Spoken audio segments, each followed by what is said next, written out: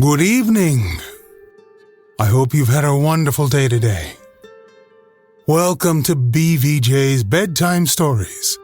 My name is Big Voice J, and this is a show where we get you ready for a great night's sleep with some old familiar stories that you haven't heard in a while. Links to every story can be found in the show notes at our website, bedtimewithbvj.com. Tonight we continue our story, Sherlock Holmes and the Disappearance of Lady Frances Carfax by Sir Arthur Conan Doyle. For an instant I was on the point of rushing in. The door had been opened to admit the man and the burden. It was the woman who had opened. But as I stood there, she caught a glimpse of me, and I think that she recognized me. I saw her start, and she hastily closed the door. I remembered my promise to you, and I am. You have done excellent work, scribbling a few words upon a sheet of paper. We can do nothing legal without a warrant, and you can serve the cause best by taking this note down to the authorities and getting one. There may be some difficulty, but I should think that the sale of the jewelry should be sufficient. Lestrade will see to all details. They may murder her in the meanwhile. What could the coffin mean? And for whom could it be but for her? We will do all that can be done, Mr. Green. Not a moment will be lost. Leave it in our hands. Now, Watson, he added as our had hurried away, he will set the regular forces on the move. We are, as usual, the irregulars, and we must take our own line of action. The situation strikes me as so desperate that the most extreme measures are justified. Not a moment is to be lost in getting to Pulteney Square. Let us try to reconstruct the situation, said he as we drove swiftly past the Houses of Parliament and over Westminster Bridge. These villains have coaxed this unhappy lady to London after first alienating her from her faithful maid. If she has written any letters, they have been intercepted. Through some confederate, they have engaged a furnished house. Once inside it, they have made her a prisoner, and they have become possessed of the valuable jewelry which has been their object from the first. Already they have begun to sell part of it, which seems safe enough to them since they have no reason to think that anyone is interested in the lady's fate. When she is released, she will, of course, denounce them. Therefore, she must not be released. But they cannot keep her under lock and key forever.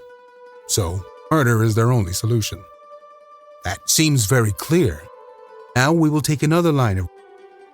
When you follow two separate chains of thought, Watson, you will find some point of intersection which should approximate to the truth. We will start now, not from the lady, but from the coffin, and argue backward. That incident proves, I fear, beyond all doubt, that the lady is dead. It points also to an orthodox burial, with proper accompaniment of medical certificate and official sanction.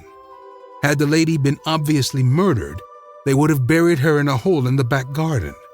But here all is open and regular. What does this mean? Surely that they have done her the death in some way which has deceived the doctor and simulated a natural end. Reasoning, perhaps. And yet, how strange that they should ever let a doctor approach her unless he were a confederate. Hardly a credible proposition. Could they have forged a medical certificate? Dangerous, Watson, very dangerous. No, I hardly see them doing it. Pull up, cabby! This is evidently the undertaker's, for we have just passed the pawnbroker's. Go in, Watson. Your appearance inspires confidence. Ask what hour the Pulteney Square funeral takes place tomorrow. The woman in the shop answered me without hesitation that it was to be at 8 o'clock in the morning. You see, Watson, no mystery. Everything above board. In some way the legal forms have undoubtedly been complied with, and they think that they have little to fear. Well, there's nothing for it now but a direct frontal attack. Are you armed? My stick? Well, we should be strong enough. Thrice is he armed who hath his quarrel just. We simply can't afford to wait for the police or to keep within the four corners of the law. You can drive off, cabby. Now, Watson, take our luck together, as we have occasionally in the past. He rung loudly at the door of a great dark house in the center of Pulteney Square. It was opened immediately, and the figure of a tall woman was outlined against the dim-lit hall. "Well, what do you want?" she asked sharply, peering at us through the darkness. "I want to speak to Dr. Schlesinger," said Holmes. "There is no such person here," she answered, and tried to close the door, but Holmes had jammed it with his foot. "Well, I want to see the man who lives here, whatever he may call himself," said Holmes firmly. She hesitated.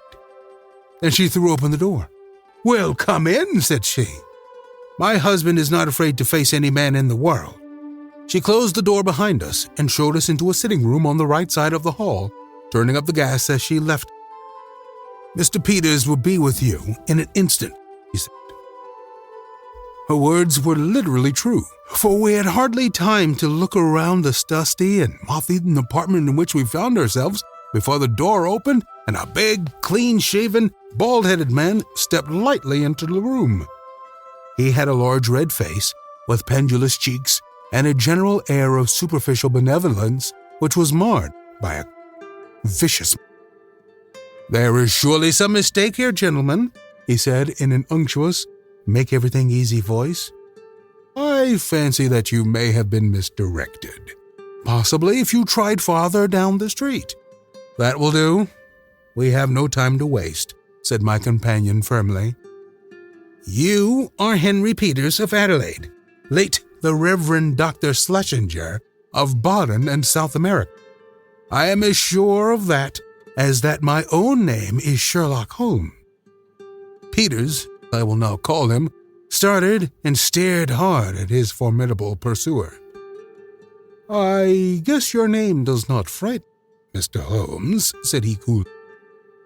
"When a man's conscience is easy, you can't rattle him. What is your business in my house?" "I want to know what you have done with the Lady Frances Carfax, whom you brought away with you from Baden." "I'd be very glad if you could tell me where that lady may be," Peters answered quickly. "I've a bill against her for nearly £100, and nothing to show for it but a couple of trumpery pendants that the dealer would hardly look at. She attached herself to Mrs. Peters and me at Baden. It is a fact that I was using another name at the time, and she stuck on to us until we came to London. I paid her bill and her ticket. Once in London, she gave us the slip, and as I say, left these out-of-date jewels to pay her bills. You find her, Mr. Holmes, and you're—" "I mean to find her," said Sherlock Holmes. "I'm going through this house till I do find her." "Where is your warrant?" Holmes half drew a revolver from his pocket. "This will have to serve till a better one comes. Why, you're a common burglar." "So you might describe me," said Holmes cheerfully. "My companion is also a dangerous ruffian, and together we are going through your house." Our opponent opened the door. "Fetch a policeman, Annie," said he. There was a whisk of feminine skirts down the passage, and the hall door was opened and shut. "Our time is limited, Watson," said Holmes. "If you try to stop us, Peters, you will most certainly get hurt. Where is that coffin which was brought into your house?" "What do you want with the coffin?" "It is in use. There's a body in it." "I must see the body." "Never with my—" "Then without it." With a quick movement, Holmes pushed the fellow to one side and passed into the hall. A door, half opened, stood immediately before us. We entered. It was a dining room. On the table, under a half-lit chandelier, the coffin was lying. Holmes turned up the gas and raised the lid. Deep down in the recesses of the coffin lay an emaciated figure. The glare from the lights above beat down upon an aged and withered face. By no possible process of cruelty, starvation, or disease could this worn-out wreck be the still beautiful Lady Frances. Holmes's face showed his amazement and also his relief. "Thank," he muttered, "it's someone else." "Ah, you've blundered badly for once, Mr. Sherlock Holmes," said Peters, who had followed us into the room. "Who's the dead woman?" "Well, if you really must know, she is an old nurse of my wife's, Rose Spender by name, we found in the Brixton Workhouse Infirmary. We brought her round here, called in Dr. Horsam of 13 Furbank Villas. Mind you take the address, Mr. Holmes. And had her carefully tended, as Christian folk should. The third day she died. Certificate says senile decay, but that's only the doctor's opinion, and of course, you know better. We ordered her funeral to be carried out by Stimson and Company of the Kennington Road, who will bury her at 8 o'clock tomorrow morning. Can you pick any hole in that, Mr. Holmes? You've made a silly blunder, and you may as well own up to it. I'd give something for a photograph of your gaping, staring face when you pulled aside that lid expecting to see the Lady Frances Carfax, and only found a poor old woman of 90. Holmes's expression was as impassive as ever under the jeers of his antagonist, but his clenched hands betrayed his acute annoyance. "I am going through your house," said he. "Are you, though?" cried Peters, as a woman's voice and heavy steps sounded in the passage. "We'll soon see about that. This way, officers, if you please. These men have forced their way into my house, and I cannot get rid of them. Help me to put them out." A sergeant and a constable stood in the doorway. Holmes drew his card from his case. "This is my name and address. This is my friend, Dr. Watt."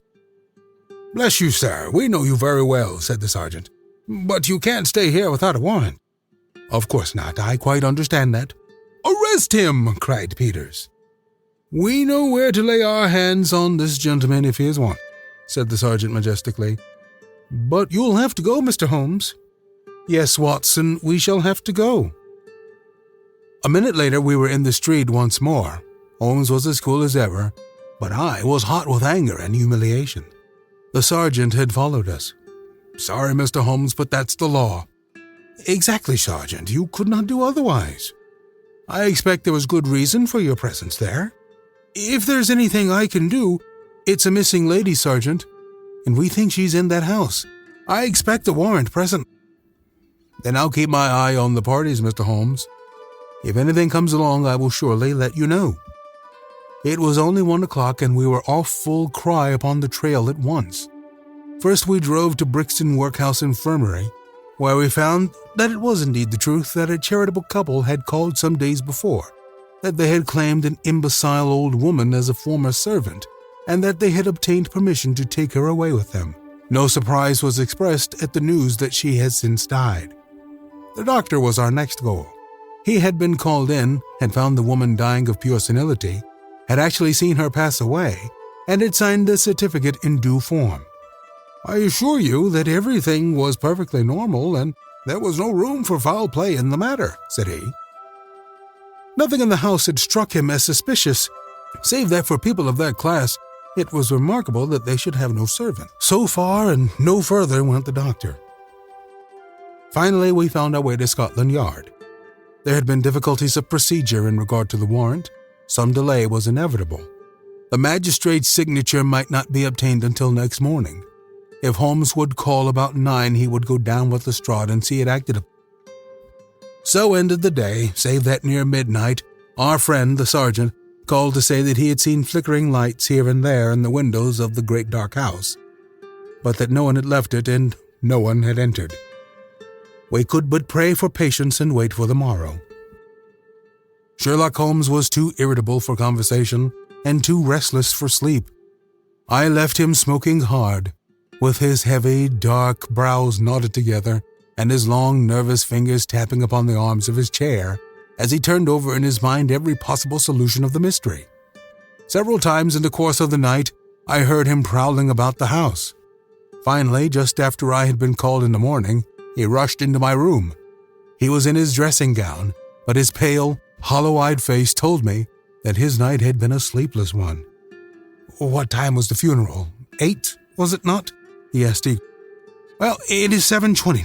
Good heavens, Watson, what has become of any brains that God has given me? Quick, man, quick, it's life or death. 100 chances on death to 1 on life. I'll never forgive myself, never, if we are too late." 5 minutes had not passed before we were flying in a hansom down Baker Street. But even so, it was 25 to 8 as we passed Big Ben, and 8 struck as we tore down the Brixton Road. But others were late as well as we.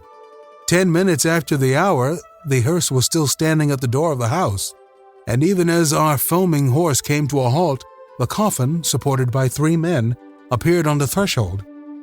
Holmes darted forward and barred their way. "Take it back!" he cried, laying his hand on the breast of the foremost. "Take it back this instant!" "What the devil do you mean? Once again I ask you, where is your warrant?" shouted the furious Peters, his big red face glaring over the farther end of the coffin. "The warrant is on its way. The coffin shall remain in the house until it comes."